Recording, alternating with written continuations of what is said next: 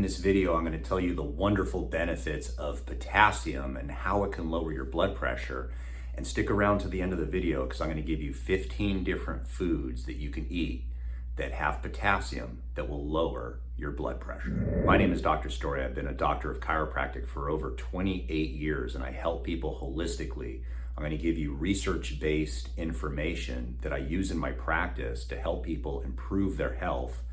And very often when a person's health improves enough, they can often reduce the number of blood pressure medications. They can reduce the types of blood pressure medications to less traumatic ones that have less side effects.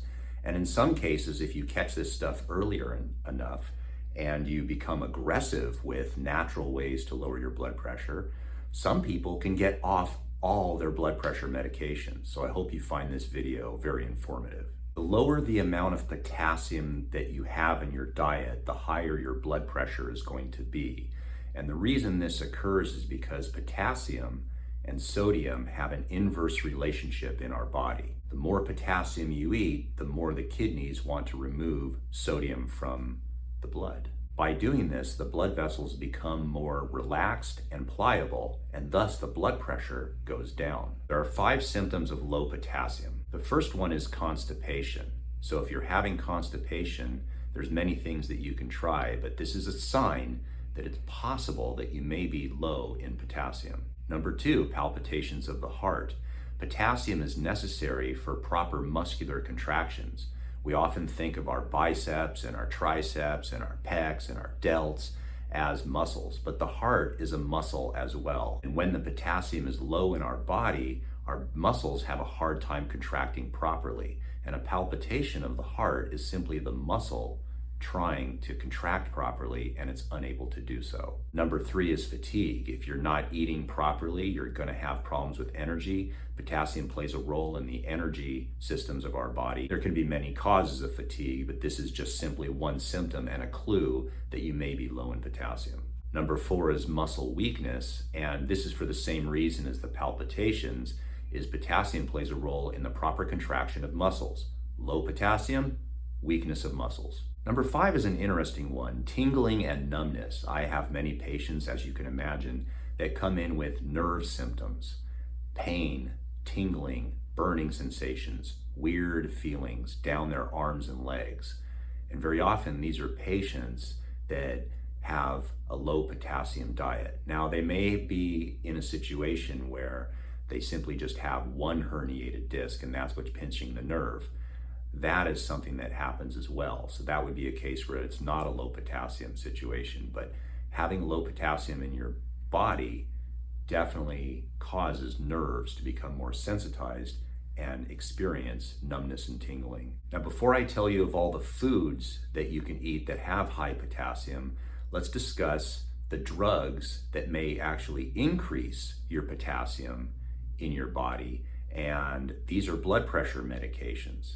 Now, the important thing to understand is that if you're taking these medications, the purpose of these medications is to help you retain potassium. So if you're going to start trying a natural approach, you want to make sure and talk to your doctor because they should have already told you not to eat too many potassium-rich foods because they're giving you a drug that helps you retain potassium. So the first drug is an ACE inhibitor. And an ACE inhibitor has many different functions, but one of those functions is, again, you might start developing higher potassium in your blood, especially if you're eating a high potassium or trying a high potassium diet.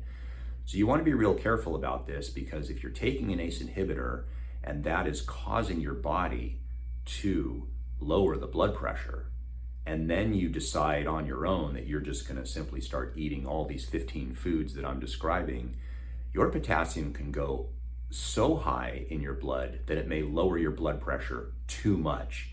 We're going to discuss how to talk to your doctor at the end of the video regarding this, but just know for now, if you're on ACE inhibitors, one of the things that does is it helps retain and raise the potassium in your blood. The second drug is an angiotensin II receptor blocker. This is another drug that helps retain potassium. And high potassium is called hyperkalemia. And if you have that, you're going to have other symptoms. So you want to your doctor should really be monitoring how much potassium is in your blood so they can monitor how much drug to give you. The last drug are certain diuretics, and I'll just list them right here for you. Okay, so you can look at those to see if you're taking any of them.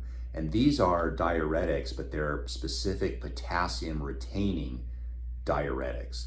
And the reason that your doctor is giving you these is, again, trying to raise your potassium because they know that's going to lower your blood pressure. But let's get into the foods now, because if giving you drugs that raise your potassium lowers your blood pressure, why not just eat the foods that raise your potassium? And if you can do that and lower your blood pressure enough, then what's the point of the medications? That's exactly what you need to talk to your doctor about, and we'll get into more specifics at the end.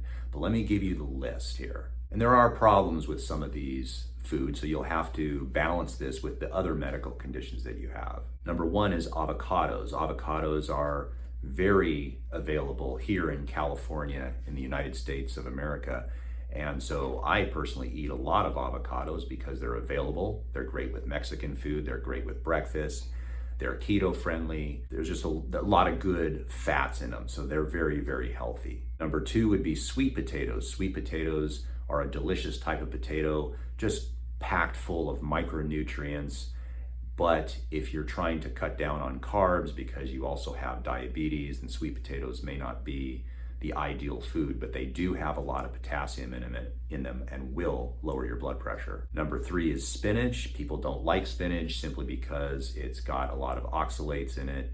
So for people with chronic kidney disease or a tendency to produce kidney stones, maybe you want to stay away from these, but you already knew that. But that doesn't negate the fact that spinach is an extremely healthy food for you, barring that you develop kidney stones, which can suck.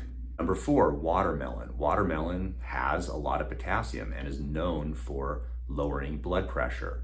The only people that are against watermelon are if you want to avoid fruits because you're afraid of fructose and you have diabetes, but for the most part, watermelon will help lower your blood pressure fairly quickly too because of the potassium. Number five, coconut water. This has been very popular with athletes, particularly cyclists and long distance runners and swimmers and rowers, because when we go out and exercise, we're sweating a lot. We lose a lot of calcium, magnesium, potassium, and you have to replenish those electrolytes. So coconut water is a very popular thing right now. Number six are white beans. Number seven are black beans. Number eight is edamame.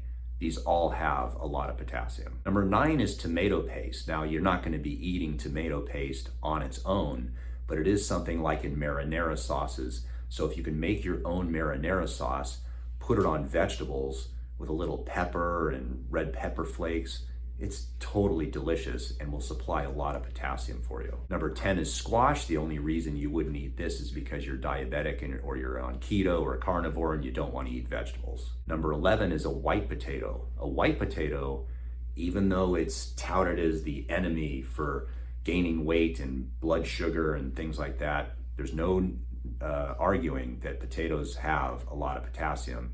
And even though if you're diabetic or you are on keto, you're probably not going to want to eat that. It's probably the number one enemy if you're on a carnivore diet. People think it's terrible. You should never eat a food that's a root vegetable, that type of thing, but it's going to help lower your blood pressure. Number 12, apricots. Apricots are delicious. I love apricots, particularly during summer when they're in season. But again, if you are a carnivore, or you're trying to reduce carbohydrates, apricots are very high in sugar, so you're gonna have to balance that out. But they are jam-packed with a lot of potassium. Number 13, beets. Beetroots are one of those tremendous foods. They're like superfoods that lower your blood pressure. They have potassium, they have magnesium, they have nitrates, which help create nitric oxide in our body, which helps dilate and relax the blood vessels. There's tremendous amount of research on beetroot juice where they just give people 6 to 8 ounces of beetroot juice every single day, and it significantly lowers their blood pressure. Of course, it has oxalates and it has carbohydrates, so you're gonna have to balance that.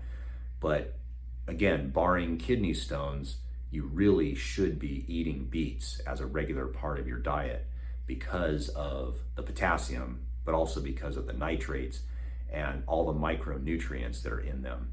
Extremely healthy food. Tastes like dirt though. Unless you know how to cook them. If you know how to cook them with olive oil, salt, and pepper, use some Himalayan salt and cracked pepper and olive oil, bake them. Oh, they're fantastic. Number 14, a pomegranate. This is a fantastic fruit, but only available kind of in the winter months here in California. That's when we get them. And I have a patient that has a pomegranate tree and just brings me 15 of them for October. Wow, I just love them. The only problem with these fruits is trying to cut them up and not look like it's a murder scene in your kitchen. But you want your potassium, you get 15 of those. So the 15th and final food that you can eat every day that has potassium, and we all have heard of this, is the banana. Now the banana has been public enemy number one for many years because people that are on keto diets, people that are on carnivore diets, people that are overweight, people that are diabetic, hate the banana because of its high glycemic index. And I don't know what to tell you. If you're a healthy person, bananas are considered one of the healthiest foods. As a cyclist, as I go out and ride my bike, you need foods to help replenish the carbohydrates, but you also need to replenish the salt, the magnesium, the potassium, and a banana is just the most inexpensive, pre-packaged food that doesn't go bad and doesn't melt. It's just the best food. But again, if you have kidney disease, you're on 3 different blood pressure medications, you're overweight, you're diabetic, the banana is not the first choice because of the sugar, because of the fructose, because of the high glycemic index, and there's like 22 other reasons why you shouldn't eat a banana. But the truth is, if you're trying to get healthy and you are trying to restore your health to normal, you're going to have to start eating healthy foods. And as you become more healthy, your body becomes more tolerant and can handle a banana. And you have to trust me on this. Well, you don't have to trust me. Why would you trust me? I'm just a guy on YouTube, right? But go to the mall, walk around the mall, and you'll look at people. And for every 100 people, at least in my area, 60% of them are overweight. And you have to wonder to yourself, these 15 foods that I just gave you, do you think they're eating too many of these foods? Or is it the processed foods and the fast foods and stuff that are getting to these people? I have a hard time believing that the average person who's obese out in the street today is there because they ate too many bananas. So I promised you at the end of the video that we would discuss how to talk to your doctor about this, because sometimes a lot of doctors, they'll give you 3 or 4 different blood pressure medications. They won't really talk to you much about your diet and just say you're going to be on these blood pressure medications for the rest of your life. After some research, you start to find, hey, wait a minute, I want to try a natural approach. I don't want to be on these medications because these medications have significant side effects. And this idea that you're going to be on them for the rest of your life can be scary. So a lot of times people are watching videos such as this to learn about how to naturally lower their blood pressure. Well, all these foods that I just told you will lower your blood pressure. Very often, the doctors don't want you eating them because they want to control your potassium levels to a reasonable amount. And if you start eating too much of these foods, then your potassium levels can rise too high. And actually then your blood pressure goes too low. And if it's too low, then you have other symptoms. You can faint, you can fall. And particularly if you're old, if you fall down and break your hip, now you're in deep trouble. Now you're in a lot of trouble. So the doctors know that, listen, most people are not going to change their own life. Most people are not going to change their habits. So the attitude seems to be, take these medications, just eat whatever diet you want, and we'll just try to control your blood pressure that way. So you have to really talk to your doctor and let him know, look, I'm going to be trying some natural methods to lower my blood pressure. And some of those things is I'm going to start incorporating some of these foods that have high potassium. Now I know that my drug will raise my potassium. So what I want to do is I want to come in and have my blood tested as I slowly increase the amount of foods that I'm eating that have potassium. If my potassium goes too high, That's a good thing because it's showing that the foods are working. I want to be able to slowly monitor and lower my medications down. So what you're doing is you're increasing the amount of food that you're eating that have potassium. The drug is trying to help you retain potassium. So as your potassium levels go up in your blood, you're going to start to lower the drug prescription down and then slowly start to increase your foods that increase potassium. What I'm saying is tell your doctor you're not going to take 15 different foods and eat them every day and just blow out your kidneys and all of a sudden you're passed out because of low blood pressure. You don't want to do that. You want to slowly increase the amount of potassium foods that you eat over time. Monitor the potassium in your blood, and as the potassium starts to increase, as you start to develop hyperkalemia, you will then start to decrease the drugs. Now this of course depends on every individual case. Some people are not going to be able to do this simply because they're either too old, too sick, too many comorbidities, but it's worth talking to your doctor about and letting them know your game plan. It may take 3 months, 6 months, 9 months, a year to get off your medications, but isn't that worth it? Now, this is only one component of lowering your blood pressure. If you want to really know how to naturally lower your blood pressure, there's many things that you can do that would not interfere with the drugs. So I have a video, a list of many things that you could do naturally that will lower your blood pressure, and it's right here. So what I want you to do is click this box, get a pen and paper handy, and start taking notes and get started lowering your own blood pressure naturally.